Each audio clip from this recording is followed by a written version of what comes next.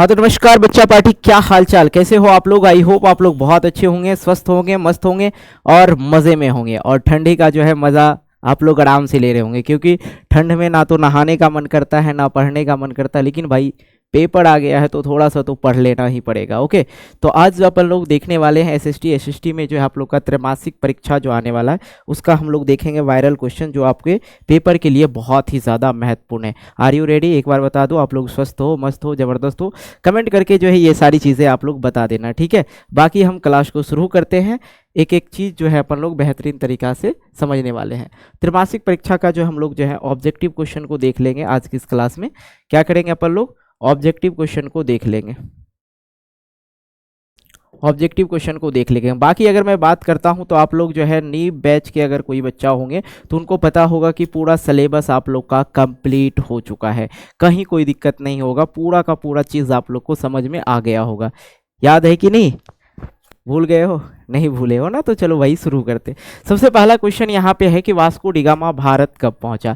ये हमारे बच्चे जो हैं खुद आंसर कर देंगे। इस क्वेश्चन का आंसर हमें मन नहीं कर रहा करने का, ठीक है। ऑप्शन ए है आप लोग का 1492 में, 1498 में, 1510 में और 1556 में। सभी बच्चे जो हैं, जो भी बच्चे जान रहे हैं वो सभी बच्चे कमेंट कर देंगे, ठीक है। इसमें मैं कुछ नहीं करने वाला हूं, क्योंकि मैंने आप लोग को एकदम ज़बरदस्त तरीका से आप लोग को बढ़ाया था।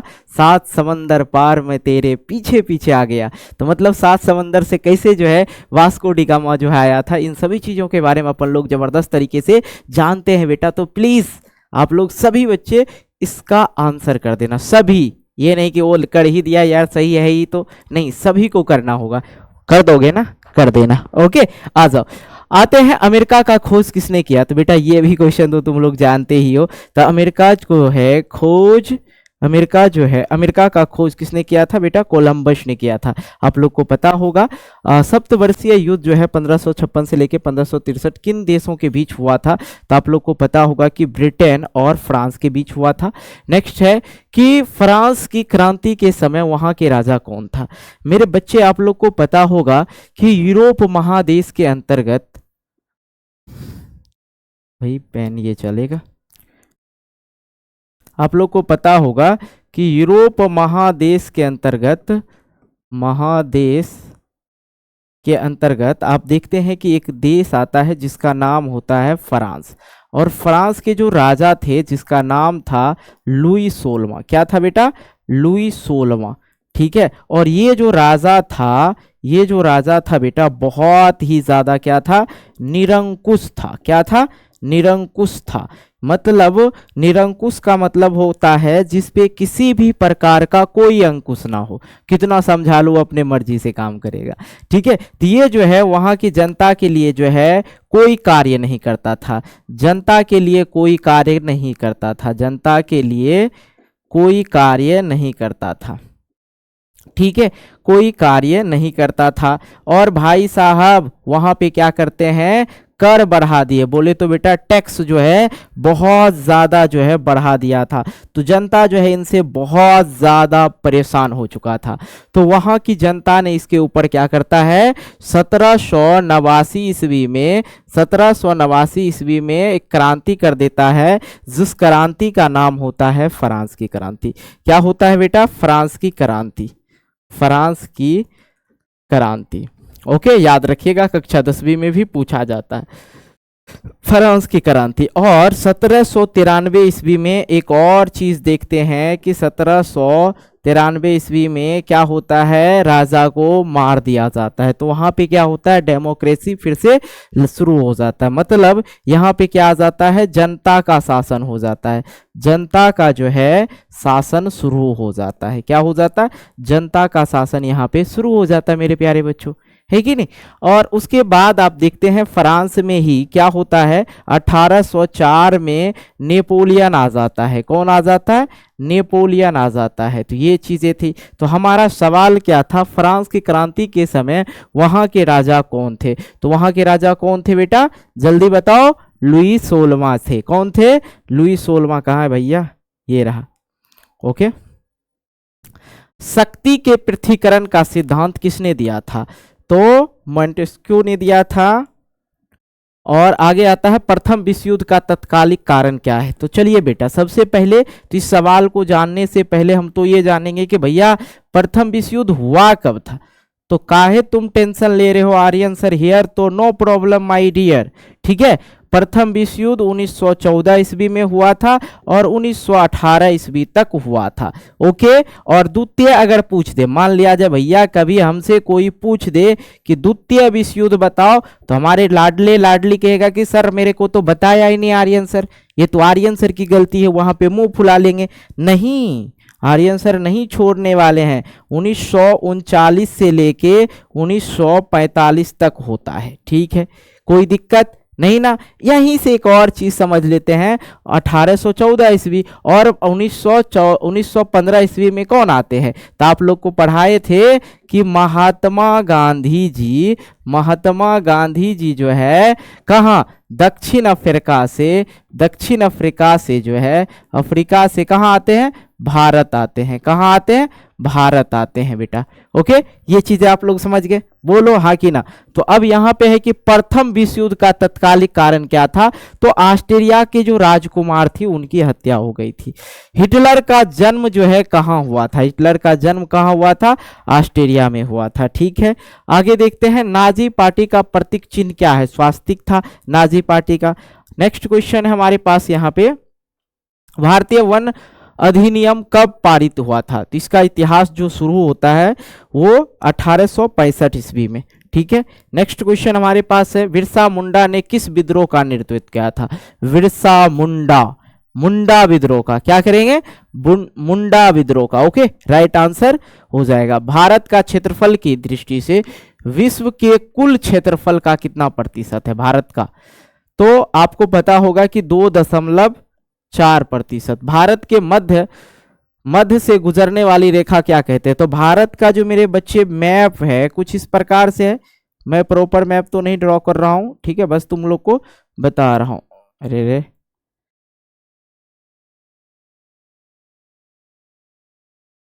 मतलब ये तो भारत का नक्शा तो नहीं हुआ, कोई हाल में नहीं इसको एक्सेप्ट करेंगे सर, बढ़िया बनाना है बनाइए, नहीं तो नहीं बनाइए, कह सकते हैं। क्या कहेंगे, कहने वाले तो कहेंगे ही। तो थोड़ा सा हम कोशिश करते हैं, इधर ये निकल गया।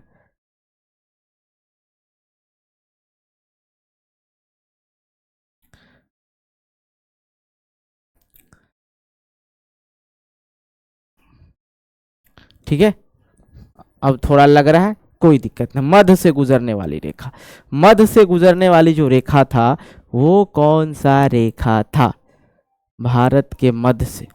तो भारत के मध्य से बीच से गुजरने वाली रेखा जो था वो था कर्क रेखा। कौन सा रेखा था बेटा, कर्क रेखा था। ठीक है, कर्क रेखा।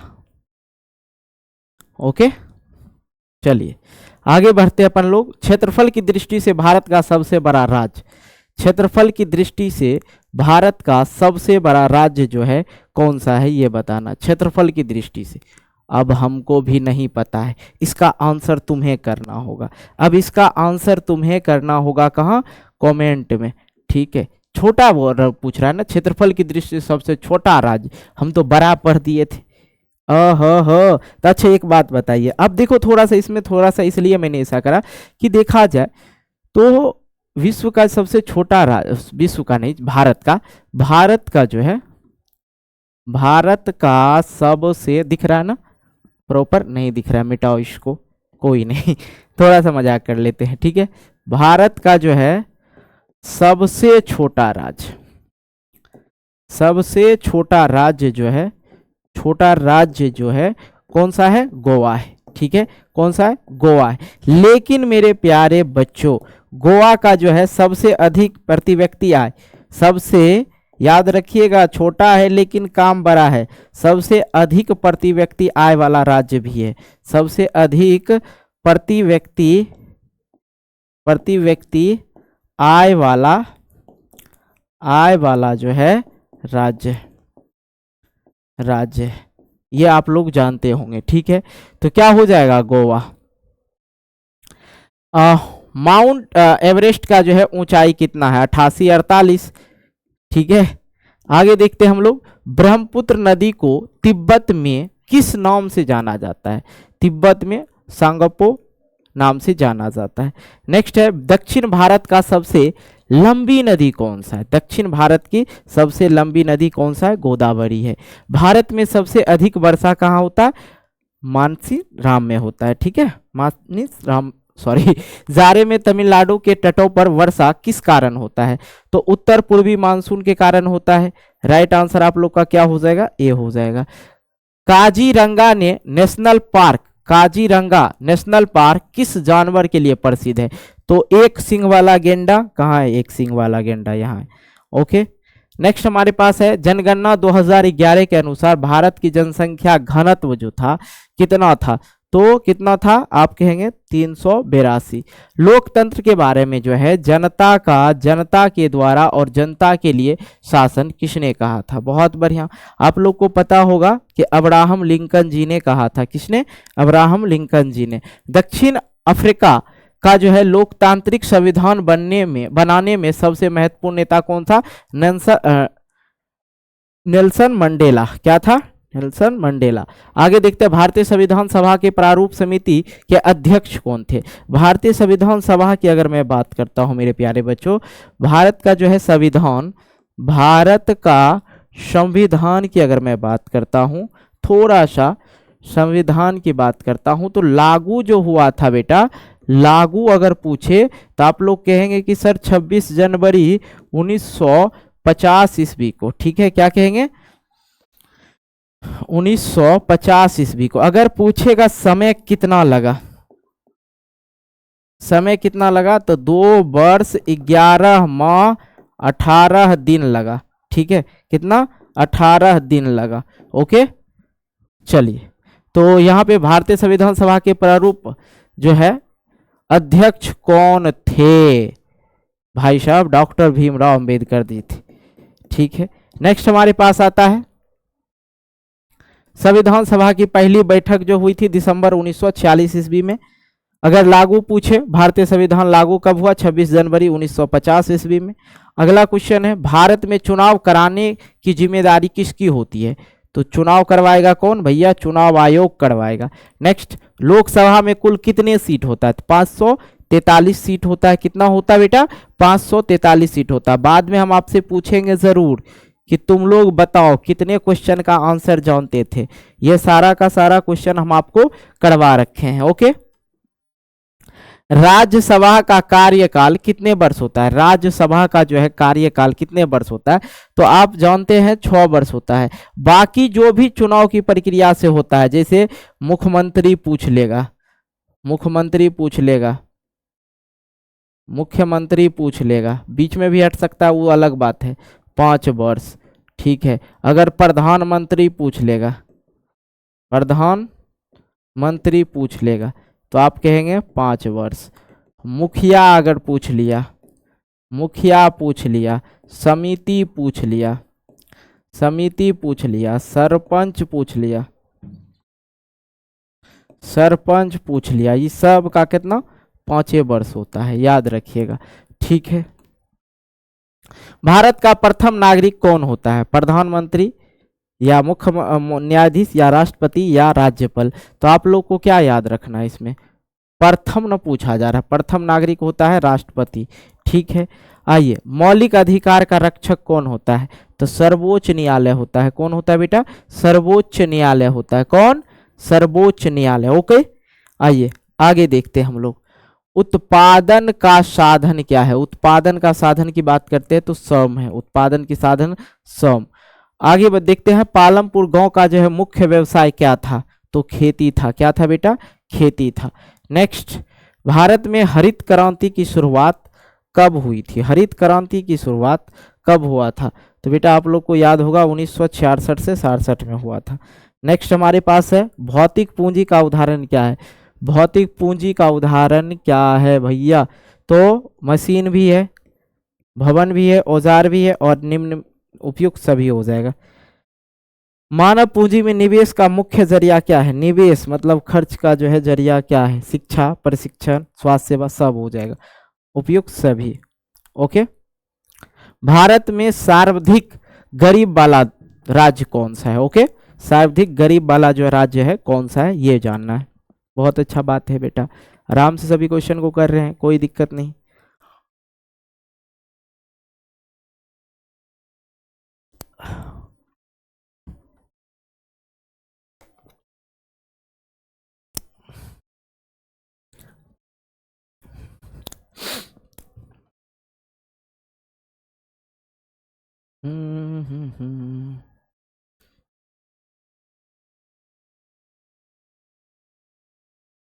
हम्म। देखो, सबसे गरीब राज्य पूछ रहा है। अगर मैं बात करता हूं प्रति व्यक्ति आय के हिसाब से, प्रति, ठीक है, प्रति व्यक्ति जो आय है सबसे अधिक, क्वेश्चन ही लिख देते हैं ताकि आप लोग याद कीजिएगा। भारत का, भारत में सबसे अधिक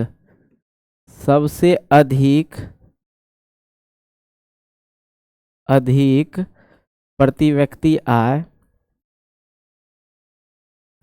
प्रति व्यक्ति आय वाला जो है राज्य जो है कौन सा है, अधिक प्रति व्यक्ति, तो गोवा। ठीक है, अभी जस्ट हमने बताया था। भारत में कम प्रति व्यक्ति आय वाला, कम प्रति व्यक्ति आय वाला, प्रति व्यक्ति आय वाला राज्य जो है कौन सा है, बिहार है। क्या कहेंगे, बिहार है। ओके, तो यहाँ पे उस हिसाब से देखा जाए तो क्या हो जाएगा, आप लोग का आंसर क्या हो जाएगा, बिहार हो जाएगा। अगर पूछे सबसे अधिक वन कहाँ है, अगर पूछे सबसे अधिक वन, सबसे अधिक वन पूछे, अधिक वन पूछे तो आप सबसे अधिक जंगल कहाँ है, मध्य प्रदेश में, सॉरी, हाँ मध्य प्रदेश में। अगर सबसे पूछे अधिक चीनी मिल कहाँ, सबसे अधिक चीनी मिल, चीनी मिल जहाँ है तो आप कहिएगा कहाँ, उत्तर प्रदेश में। चलिए ये क्वेश्चन को पूरा हम थोड़ा डिटेल में समझे। नेक्स्ट समझे, स्वर्ण जयंती ग्राम स्वरोजगार योजना कब शुरू हुआ था, 1999 ईस्वी में। आगे देखते हैं, बिहार में किस प्रकार की बेरोजगारी छिपी है। एक तो अदृश्य है और एक मौसमी या छिपी बेरोजगारी जिसको कहते हैं। अदृश्य का मतलब होता है छिपी बेरोजगारी, छिपी बेरोजगारी, तो राइट आंसर क्या हो जाएगा, बी ही हो जाएगा। एफसीआई का फुल फॉर्म क्या होता है, food corporation of India, right answer क्या हो जाएगा, बी हो जाएगा इनमें। श्वेत क्रांति, श्वेत उजला, आप देखो इसमें उजला वाला ही दे रखा है, दूध हो जाएगा हालांकि, ठीक है, क्या हो जाएगा, दूध हो जाएगा। नेक्स्ट आता है, इनमें से कौन सा प्राकृतिक आपदा है, आपदा की बात करते हैं बेटा। ओके, आपदा, देखो एकदम शॉर्ट तरीका से याद रखेंगे, आपदा। चलो ये पेज ही जोड़ लेते हैं, बेहतर होगा। आपदा, आपदा कुछ ऐसी चीजें होता है जो बिना बताए संकट आ गया, ऐसे भी लिख सकते हैं क्या, ठीक है, वैसे भी लिखा जा सकता है। आपदा जो होता है आकस्मिक घटना होता है, क्या होता है, आकस्मिक घटना हो गया, एकाएक हो गया, ठीक है। आपदा, आपदा होते कितने प्रकार के हैं, भैया जाओ ना ऊपर, हेलो, नहीं जाएगा क्या, ये क्या सीन है भाई,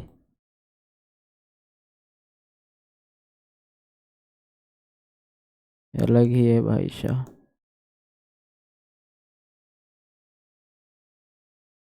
कुछ काम नहीं कर रहा है, क्या हो गया, हैंग हो गया क्या, हद ही है।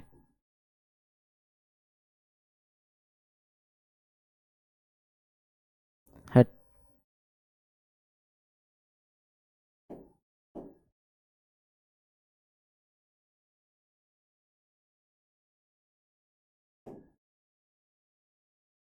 चलो कोई नहीं, ये नहीं घिसकेगा, ये कसम खा लिया नहीं घिसकेंगे, तो हम क्या कर सकते हैं, नहीं घिसकेगा तो अपने घिसक जाओ, ठीक है। कहता है ना कि जब लोग नहीं सुधरे तो खुद सुधर जाइए। आपदा दो प्रकार का होता है बेटा, एक होता है प्राकृतिक आपदा, आपदा कौन है भैया फोन कर रहे हैं,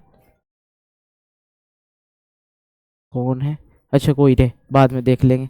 मानव जनित आपदा, मानव जनित आपदा,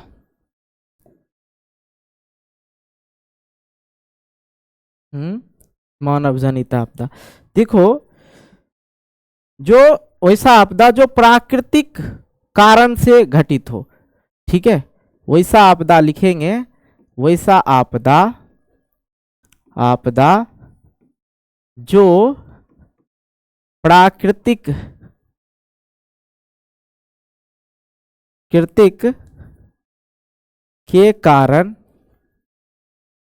कारण घटित हो उसे कहेंगे प्राकृतिक आपदा। अब दूसरा जो है यहाँ पे मानव जनित, जो मानव के कारणों से घटित, वैसा आपदा जो मानवीय कार, ठीक है, वैसा आपदा लिखेंगे, वैसा आपदा जो मानव कारण या मानव कारक के द्वारा घटित हो उसे क्या कहेंगे, मानव जनित आपदा। ओके, अब इसी में हम लोग देखते हैं मानव जनित आपदा में कौन कौन सा हो जाएगा। आग लगना कौन सा, आग तो मानव के कारण ही होता है। सड़क दुर्घटना, रसायन दुर्घटना,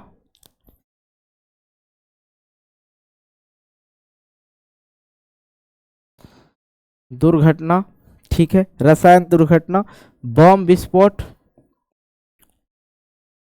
विस्फोट, आतंकवाद,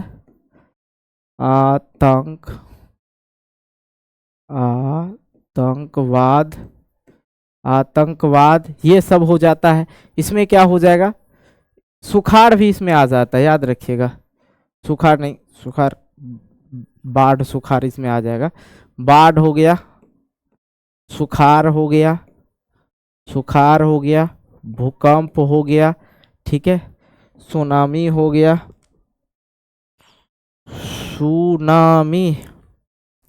सुनामी हो गया, ये सब आपका हो गया प्राकृतिक आपदा, और ये सब हो गया आपका मानव जनित आपदा। क्लियर हो गया, हालांकि आपको ये सब चीजें पढ़ा रखे। भारत का विनाशकारी चक्रवात किस वर्ष आया था, तो बेटा 1999 में आया था। नेक्स्ट है सुनामी का मुख्य कारण क्या है, सुनामी का जो है मुख्य कारण है भैया समुद्र में भूकंप। बाढ़ से सबसे अधिक हानि किससे होता है, फसल को भी होता है, पशु को भी होता है, भवन को भी होता है, उपयुक्त सभी हो जाएगा, राइट आंसर। नेक्स्ट हमारे पास भूकंप केंद्र के ऊर्ध्वाधर पृथ्वी पर स्थिति जो है केंद्र को क्या कहते हैं, अधिकेंद्र कहते हैं। क्या कहते हैं बेटा, अधिकेंद्र कहते हैं। नदी में पानी की अधिकता कारण क्या है भैया, बाढ़ है, सबसे पहली बात।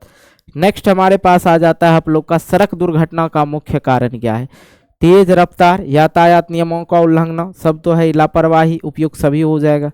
आगे देखिए, बिहार का कौन सा जिला सबसे अधिक सुखाड़ से, देखिए ये समझने के लिए आप समझिएगा कि बिहार के अगर हम दो भाग करते हैं, तो बिहार का अगर दो भाग कहते हैं तो एक होता है उत्तर, एक होता है दक्षिण।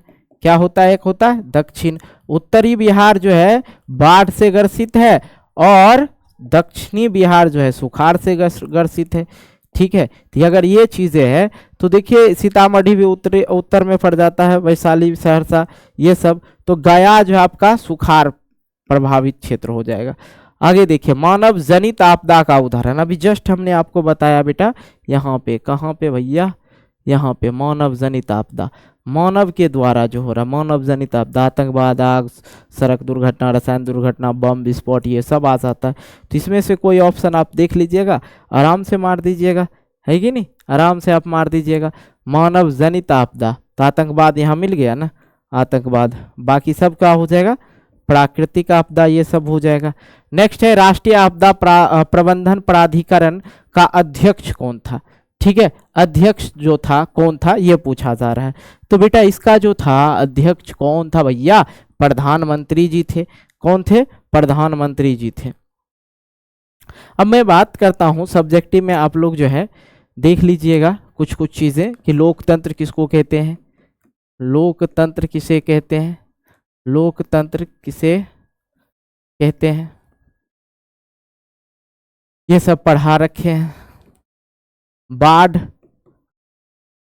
बाढ़ के बारे में और क्या कह सकते हैं, आपदा पढ़ लेना है, आपदा पढ़ लेना है, आपदा पढ़ लेना। तो ये सभी टॉपिक इंपॉर्टेंट है आपके लिए, जो पेपर में ज़्यादातर पूछा जाता है। ऑब्जेक्टिव का लिए, ऑब्जेक्टिव के लिए तो मैंने आप लोग का करवा ही दिया, ठीक है। और अगर आप लोग को दिक्कत समस्या कुछ भी हो तो बेटा कमेंट बॉक्स भरा हुआ है, तो कमेंट कर देना मेरे नन्हे मुन्ने कलाकारों। और हाँ, आप अपना ख्याल रखें, जितना आप ख्याल रखेंगे उतना ही अच्छा होगा, ओके। इसलिए और बताना आज का क्लास आप लोग के लिए कैसा रहा। फिर आप लोग के लिए नया कुछ प्लान करते हैं, नया कुछ आप लोग के लिए लाते रहेंगे, लेकिन आप लोग कमेंट वगैरह कर देना, दोस्त वगैरह के साथ भेज देना ये वीडियो को। मिलते हैं अगले कक्षा में। तब तक के लिए अपना ख्याल रखना। Love you all, take care, जय हिंद, जय भारत, धन्यवाद।